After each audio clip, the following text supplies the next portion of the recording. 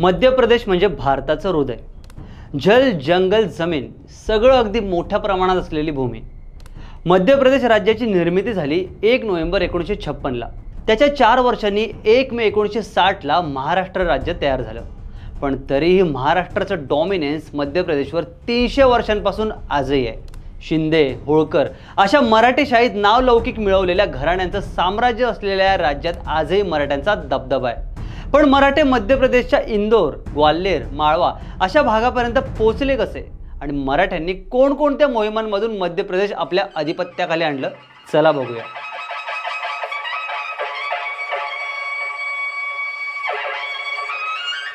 शिवकाळात राज्य ही संकल्पना नव्हती, आपल्या सगळ्यांनाच माहिती आहे. मध्य प्रदेशच्या खालचा संपूर्ण भाग त्यावेळी दख्खन म्हणून ओळखला जायचा आणि ज्याचं दिल्लीवर नियंत्रण, त्याचा मध्य प्रदेशवर दबदबा असं गणित.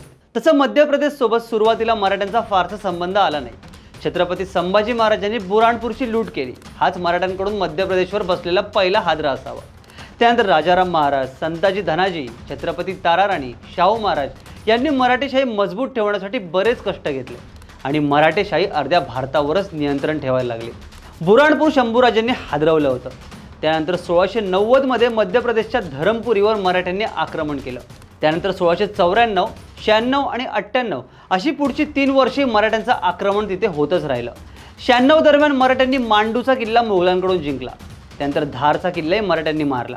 इथे एक महत्त्वाची गोष्ट सांगावीशी वाटते.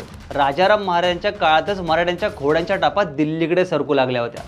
मराठ्यांनी पहिल्यांदा नर्मदा पार करण्याचा भीम पराक्रम केला होता. यावेळी कृष्णा सावंत या मराठा सरदाराने 15,000 मावळ्यांसोबत नर्मदा पार करून मराठ्यांनी मुघलांना हादरे बसवले होते.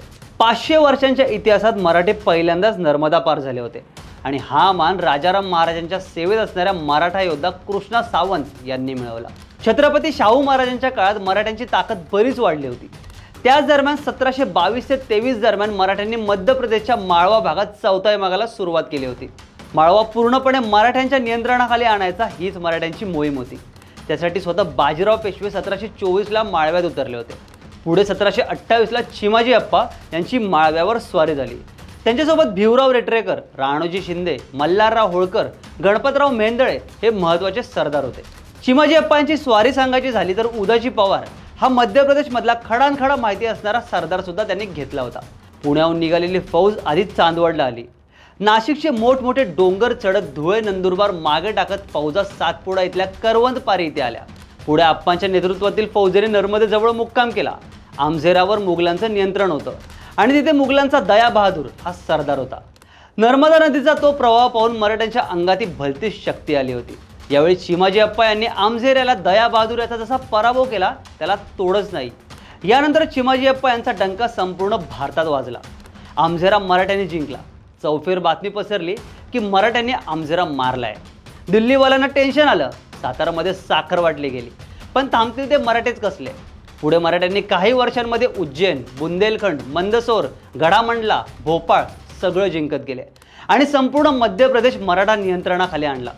यानंतर मध्य प्रदेशातील ग्वाल्हेर आणि इंदोर हे शिंदे आणि होळकरांचे गड झाले. मराठ्यांचे स्वतंत्र संस्थान तयार झाले आणि आजही मराठ्यांचा मध्य प्रदेशवर दबदबा कायम आहे.